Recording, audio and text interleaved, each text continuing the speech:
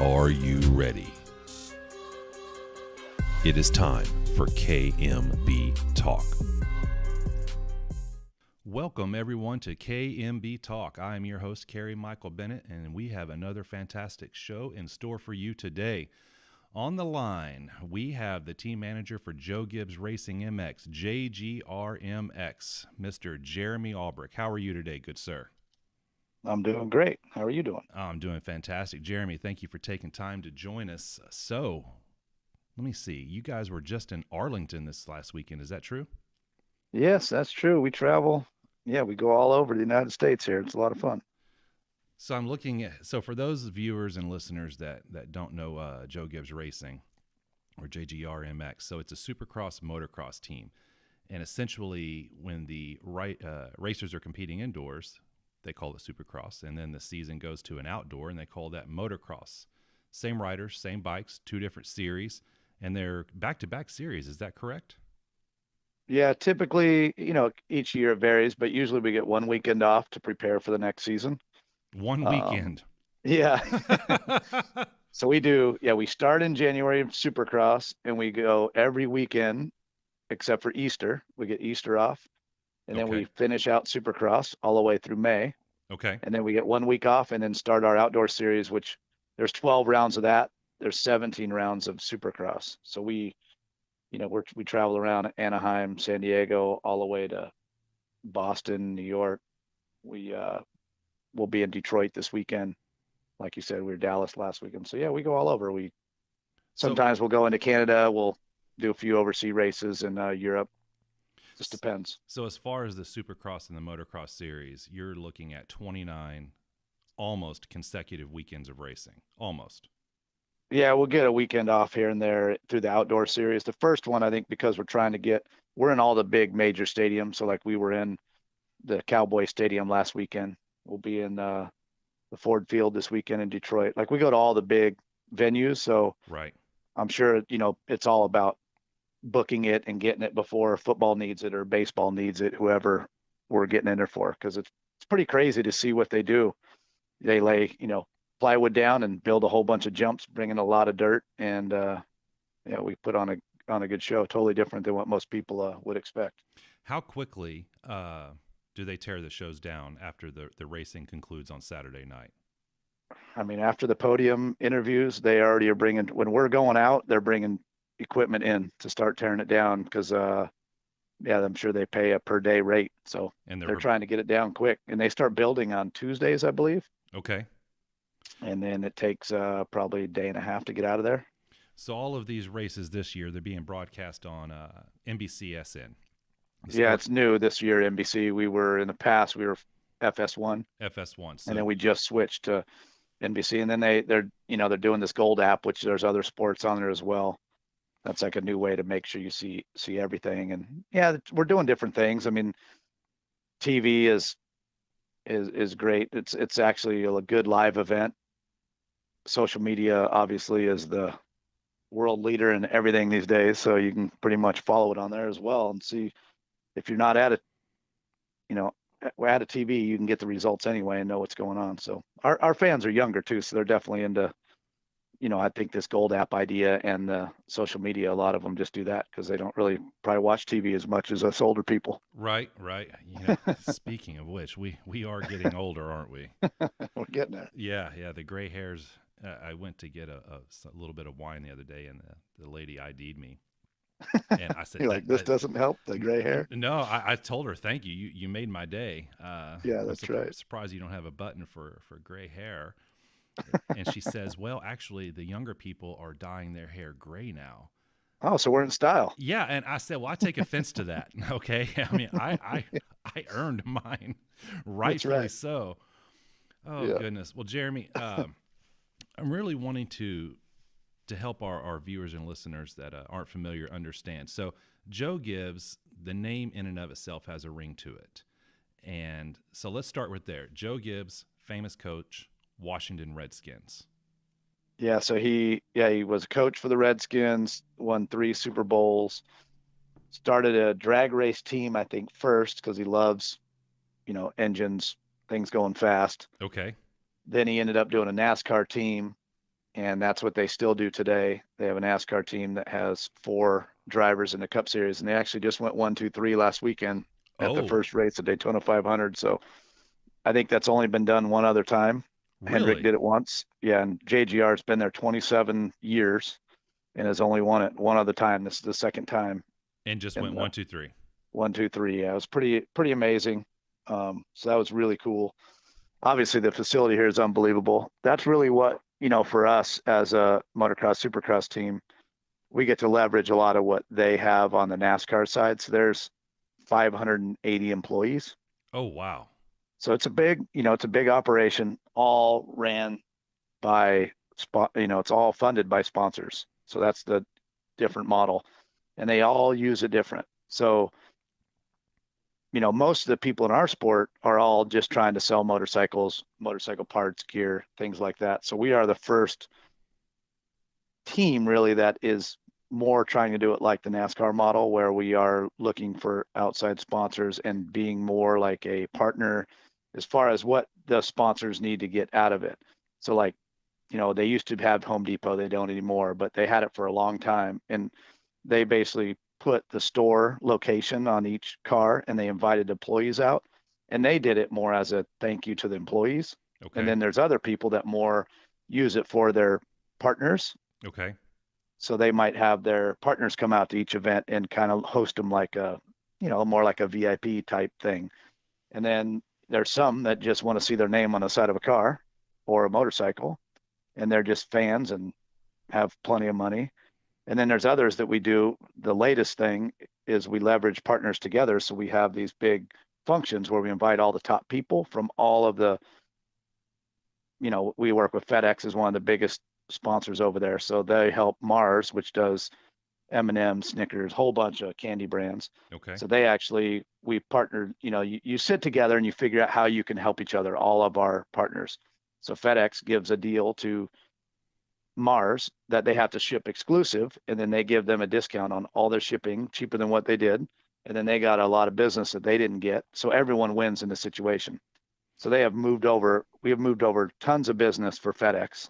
So every time they renew the deal, it's an easy one to renew because we're trying to always be in the middle of making deals happen so that we earn our spot. It's not just putting a name on a car. I mean, obviously that's good, and it's great to get excited about it. The employees, all the FedEx office people, all that. But in the end, you have to get something out of it, and that's really the goals now. There are still some traditional sponsorship things, but really that's not anything that happens anymore. It's all connecting people and partners, and really that is really how we're gonna survive in the future. Any of these race teams, really. So. For the most part, it's easy to assume that a sponsorship is one of these large companies coming in, and they're literally buying visibility. And you're saying that is absolutely no longer the case. Yeah, I think it depends on the brand. Like each, the new thing is we don't really go out and tell them what they need. We listen to the sponsor talk about what they need. Some people do need, if it's a brand new product, obviously getting the name out there is going to help. But if it's something that's already known and it's everywhere, like everyone knows FedEx. Right. So what do they get out of it? The only thing they're getting out of it is that we're trying to get them business with our other big partners and switch over business to FedEx exclusive. And then they're happy about that. And, it's got to be a few years out to make the money back. And they all win, though. We wouldn't have them switch if it was going to be more on the shipping. Right. And then we have Sport Clips.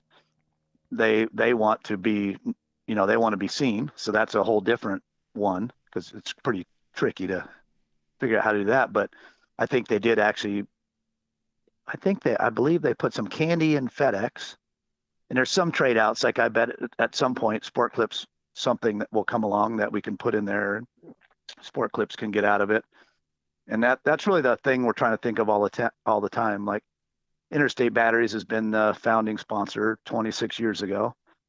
And so they have a lot of battery centers. So some of the product M&Ms and stuff like that are sold in battery stores. And then we try to get all the people to use Interstate Batteries in all their fleet vehicles. Same with Toyota's a sponsor. So we try to move people over to Toyota vehicles, and they get a better deal and can try to prove out long-term that that's a better solution because they, you can put more miles on it. So in the end, it's got to be a win-win for everybody, but that's our goal all the time, is trying to push our partners and help each other, really. So they have a whole big thing twice a year where they, kind of get these people together and have them hang out and figure out how they can work together and make both sides, all three, I guess all of us win, really, is the goal. That is outstanding. So from a business perspective, what I'm hearing is I'm an organization and I serve let's say a national audience. Okay. So I'm an insurance company or a bank or a hotel, and my marketing group, we're looking, where are we going to deploy these dollars? All things equal, return on investment and exposure and impressions. A deal with JGR not only gets you the visibility that you're looking for, but also the opportunity for partnerships with other large organizations. Those partnerships might not otherwise have existed without your role. Correct. Like we had a sponsor that made steps for trucks and SUVs. It was called NFAB, and as a friend of ours, he ended up selling it, but we're still buddies to this day. Okay. He sponsored our team because his goal was to get into with TRD to make these steps for Toyota. Okay. From the OEM level. And we were Toyota. TRD, Toyota Racing Development. Racing Development, okay. Correct. So that was his reason for wanting to get in, to get to know the right people, get some suites at the races, invite these people, get to meet them, and see if they would get this to work. Well, in the end, he ended up getting the deal. He makes product for them. He ended up selling his company, and they still make stuff for Toyota to this day. And it was a win-win. Like, he got probably 3 to 4 times what he was paying us back through the Toyota relationship. Wow. So he to this day, like when he starts his next company, he plans on doing it again in our sport. And really, like, we become more friends through all of this, because you're dealing with, it's a family-owned business, so you're getting to talk to the top people. Right. And we just, we cater every deal for each sponsor depending on what they need out of it. So it's actually really, really fun, really cool. We do hospitality stuff at races. We have the facility here is unbelievable. It's like, I don't even know, like, I think 330,000 square feet. Wow. And a lot of stuff is made, we have one like movie theater type room, like stadium seating with a big screen that we use for events, and that seats 100. And then they have another area that will seat probably, I think, 300. And it has screens on each side with a stage, and that's all built for sponsors to come use this place. And you can wrap cars, put them in there. This is in North Carolina, is where we're based. Yeah. Okay. And that's pretty much where most of the NASCAR race teams are all here in North Carolina. But, even for our race team, motorcycle team, we have about 30 minutes from our shop. We have land that we built, a Supercross track, an outdoor track. It's irrigated with sprinklers all around this outdoor track. We built a shop out there, and it's pretty impressive. It's really cool how everything that they bring in goes back into racing to try to be better, because in the end, they want to win. So it's pretty cool. And I think that probably helps that he had a successful coaching career. So he isn't needing the dollars like the rest of us here. So it's pretty neat that he's doing what he loves with his family. That's what's really cool about all of this. And it's his son, Coy, that I understand is really was the excitement behind the motocross effort. Is that correct? Yeah. So JD and Joe started the NASCAR team. Okay. And Coy obviously is part of it as the family, but when he got out of college, he worked a little bit on the drag race team, and then he actually went into coaching. So he went to the Redskins for 3 years. Okay. And then wanted to do something, and he came back here and ended up doing a motocross supercross team because he wanted to do something in racing. His brother was running a NASCAR team, so he took on this. And then this is the 11th year for the motocross supercross team. So I think they're 26 years in the NASCAR side. But Coy did this all, it's all him. Okay. And we put this thing together. And then his brother actually got sick, I would say about 4 years ago, and he actually just passed away in January. Oh, so 3 years ago, Coy had to leave the motocross team, which we're just right down the street, to go run the NASCAR team with his dad because his brother he couldn't really come into work, I'd say, starting a couple years ago. Okay. So he had to go over there to get figured out on, how to run that business, being part of it, and still loves this, still part of this. But it is a totally separate business. Is the tricky part, is everyone thinks it's all the same, but we all have different budgets. We all have different things that we are working on. And, that maybe the sponsor for us doesn't necessarily want to do NASCAR, and same over there. They might not want to do motocross, supercross yet. And we're still a really small sport compared to, football, basketball, NASCAR, all these things that everyone knows.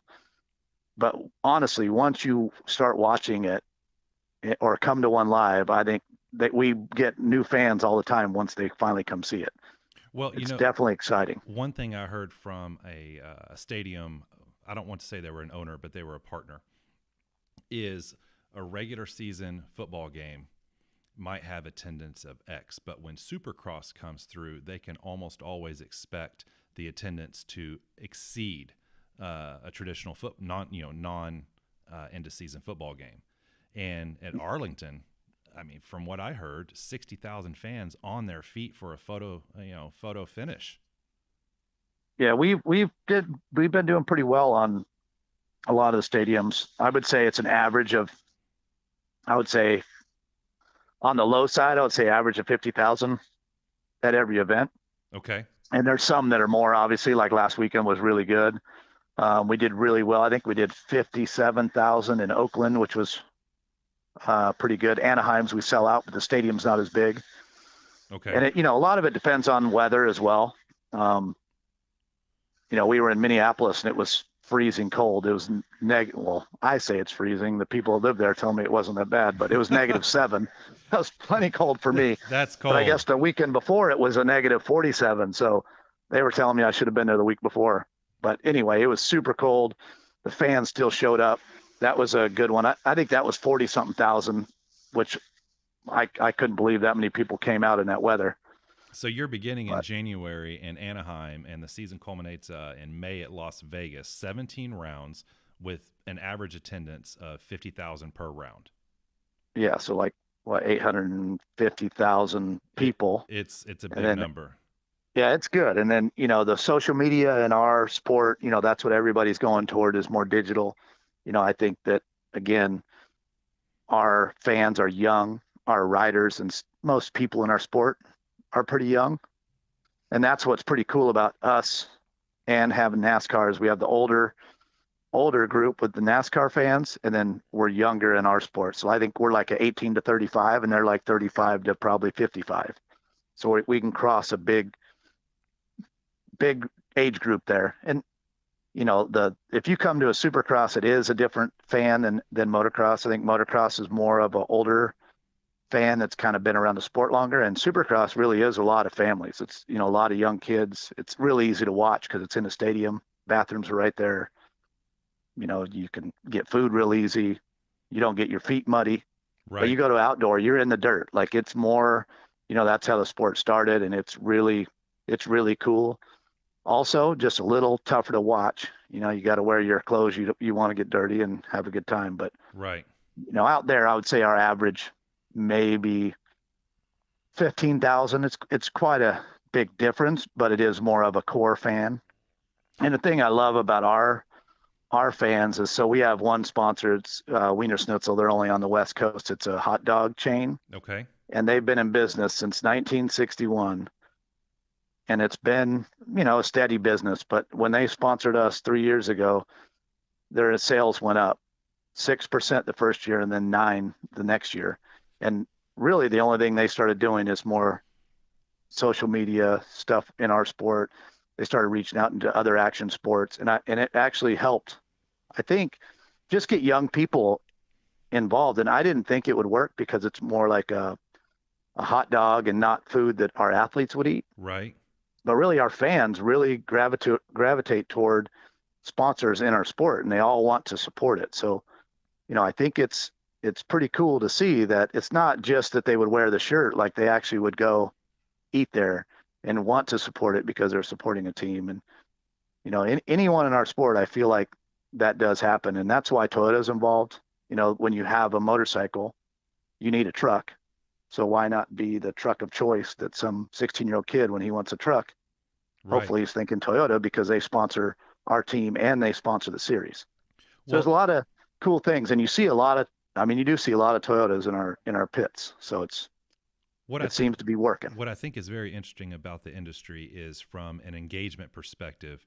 I've heard, and I know that you made comment to that, you've heard the same thing, is let's say that I am, organization X, and I am going out into the landscape to participate at these massive events, whether it's football or whatever the event is, where there's a large gravitation of people, and I'm wanting to interact with them. And let's say that I'm trying to collect information. And from what I've heard, those companies say that you get in front of a Supercross, motocross crowd, you can absolutely expect truly meaningful engagement far beyond a football event, baseball, or whatever the other comparison might be.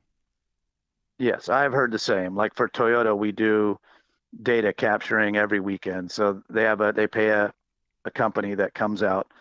They use our bikes on display to give, to have the fans come over and want to take a picture with the bike or the mannequin, whatever we have sitting there. And then in the end, we have some stuff in the back of a truck. It's like a spin wheel. Okay. And they want people they spin the wheel, and then they have to go sit in the truck because Toyota wants the people to get in the vehicle. Okay. So they can see it. So they do that right by our pit area, and they're able to do that all day long. And obviously, each package is different. You can't do that if it's a little sponsorship, and then in the end you got to pay the promoter as well to do that. But you can do a lot of neat things. We can do stuff in our space. It just depends on how big of the space we need. Are we in our space? Are we outside of our space? Who technically owns the space? We have to work out the deal. But there's we did with Sport Clips again. We did some coupons to get people to go to some local stores, and they were surprised when we handed them out that how many in California they end up using in other states, because people do travel to watch these events, which they were really surprised. They thought they would just get local people to go to these Sport Clips when they did it. So it's a pretty cool thing to hand them out and see where they go use them. So that was kind of neat. Not talking exact numbers. What does a title sponsorship, what's that worth? Well, it's what someone will pay. It's the truth. That's anything, right? Your house is worth what someone will buy it for. Usually, we used to think it was, it could be anywhere from 3 million to 1 million, honestly, okay. Per team. And ours is a little different. We have a 250 team. So we have one semi that we do the 250 class. Okay. And then we have another semi that does the 450 class. Okay. Right now they are both the same, but we can sell them separately. But last 3 years we were Auto Trader and they actually sponsored both.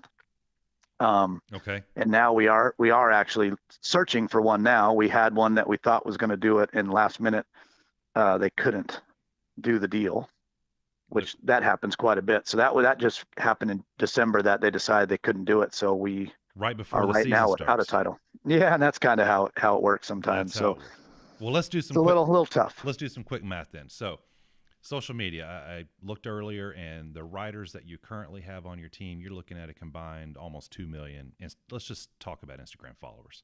So let's put that out there. 2 million, very engaged crowd. You are participating in 17 events with an average attendance of 50,000. You've got the pit experience. I have to assume 10-15,000 that come into the pits only. Yeah, I think they average 22,000. I think is what I saw. So 50,000 attending the race, 22,000 coming through the pit areas before the race, and that's direct engagement with you. Yeah, they get to come. And what's really cool about our sport is you get to come right up to the truck where we are and actually see the riders, which everyone thinks is pretty crazy, because a football game, you can't go talk to the team right before the event.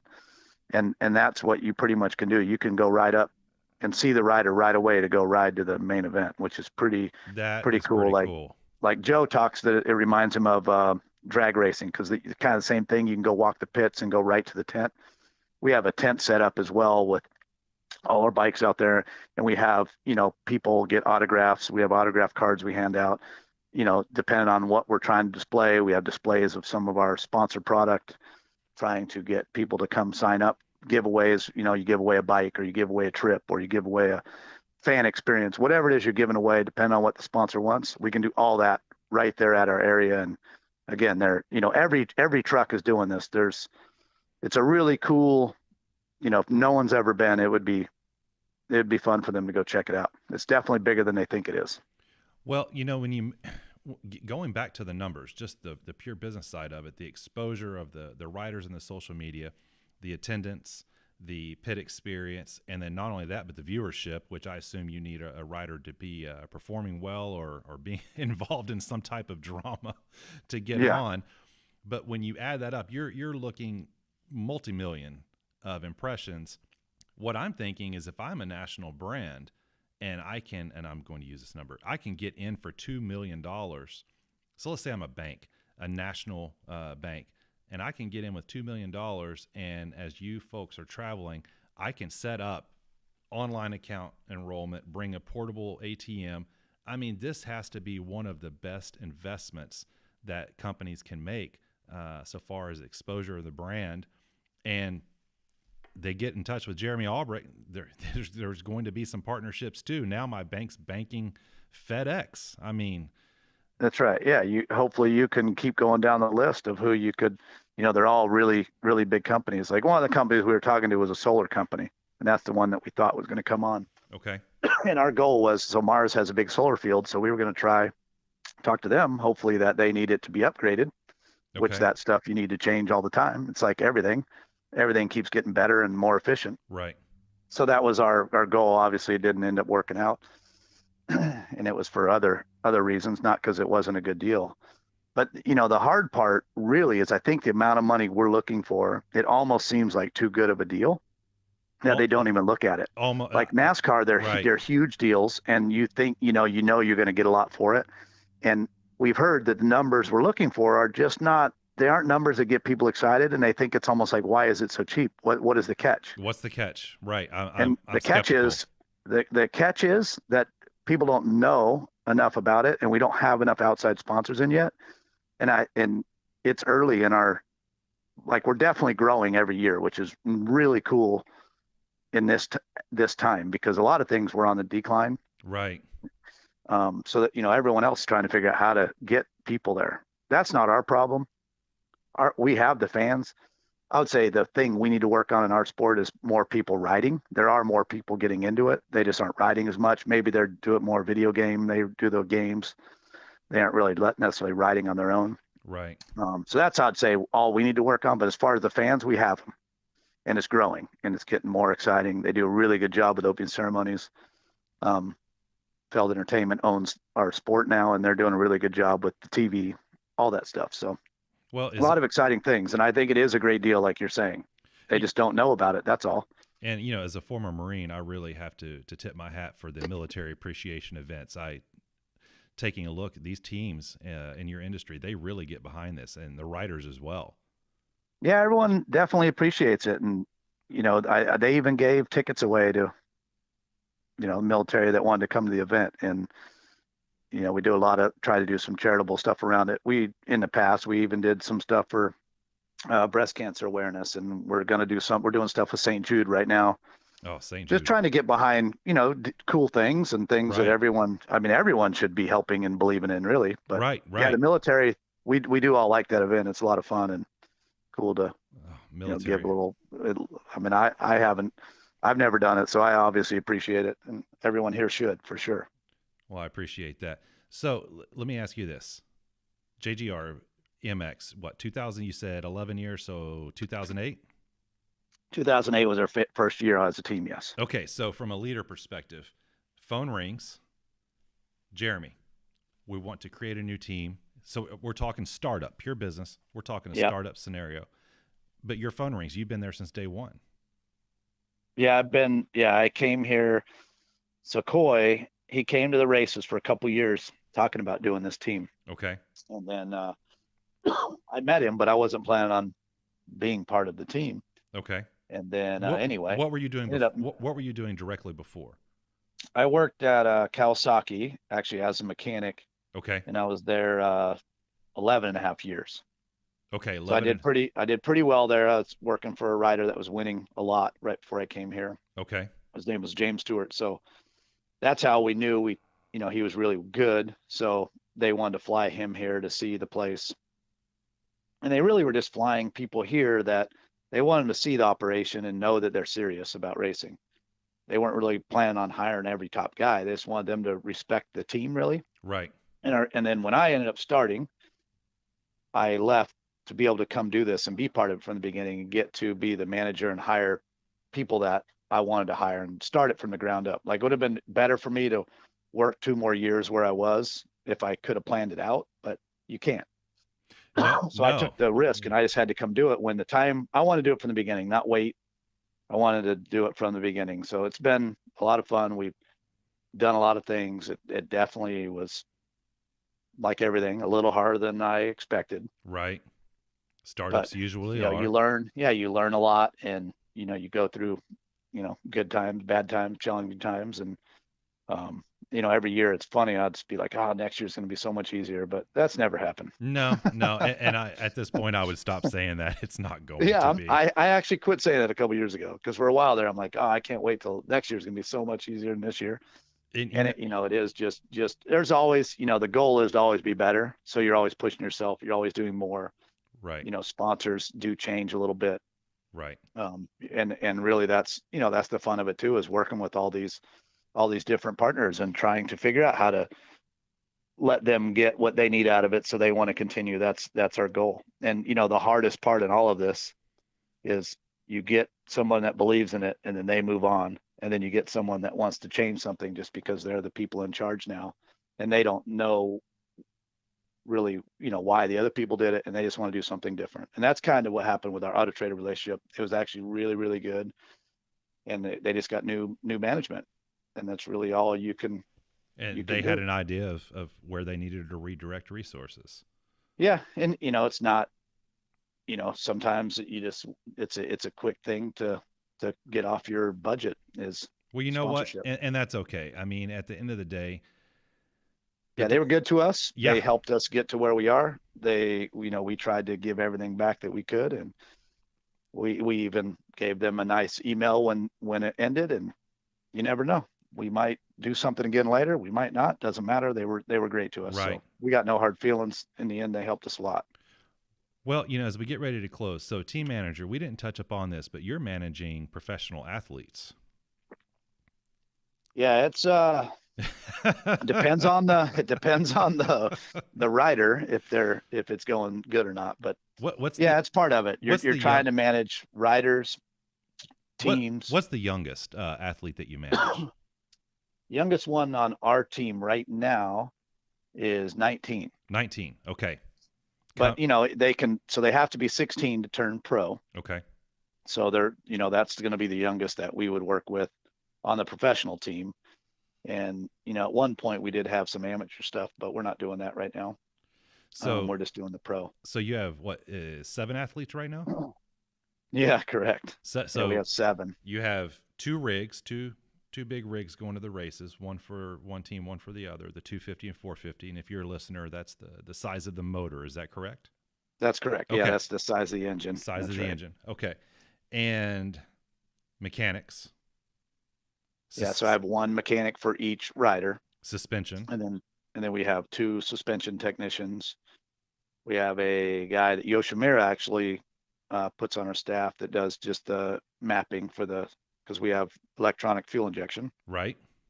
And then we have 4 engine builders, 2 for each truck. Okay. And then we have another guy that draws all our parts. Then we have 2 truck drivers, obviously. Okay. And then we have another guy, David, that works with me on sponsors. Okay. And then Coy, the owner. And then we have also a guy in charge of paying all the bills, make sure we don't get any power turned off. Right. And right. invoice our sponsors, pay the riders, all those types of things. So yeah, it's we do a lot with a little, really. We try to keep it tight, try to keep it, try to only hire the people we need to. We all kind of do different we all help each other do different jobs. We don't, like I was boxing bicycles up to send back earlier to Scott, and if they need help at the track, I could go work on equipment. We all help each other do different things. And that's a way to keep it so we can keep doing it forever and keep the head count down. Cause that's the hardest thing. Like our biggest expense is all of our people. And then, traveling these people to all the races also. So we don't fly private like some of the other teams, but okay, we don't need to. We try to save money. Save money. Well, maintain the humility as well. Yeah, exactly. And we really do. We have a good time. We do a lot of cool things together, and try not to get caught up in the moment and just do the best we can each weekend. Oh. Well, Jeremy, I really appreciate your taking time out. Listen, I will be on the lookout for a sponsor for you. I hope that some listeners and viewers on the show pick up on some of the things that you said and the opportunity that exists. And, the visibility alone is definitely worth its cost, but then you couple in the partnerships and there's no telling where it could go. So yeah, you never know. You never know. It could be from startup to someone that's been doing business forever, and, really just give it a shot and see. And if it doesn't work, don't keep doing it. If it does, hopefully we can keep them around forever. That's right. Refine it even further. Right. Well, Jeremy, I appreciate you taking the time to speak with me today. I wish you and your team and riders the absolute best of luck. Stay healthy, stay safe. And so, yeah, that's the key. That's the key. So this weekend is Detroit. We're Detroit, yes. Okay.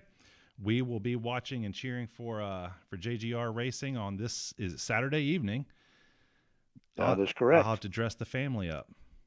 There you go. In your team All colors right. And send you a picture. So, Jeremy, thank you for joining, and look forward to talking again very soon. You got it. Thank you very much. Thank you for listening to KMB Talk. You don't have to click home, but you can't stay here.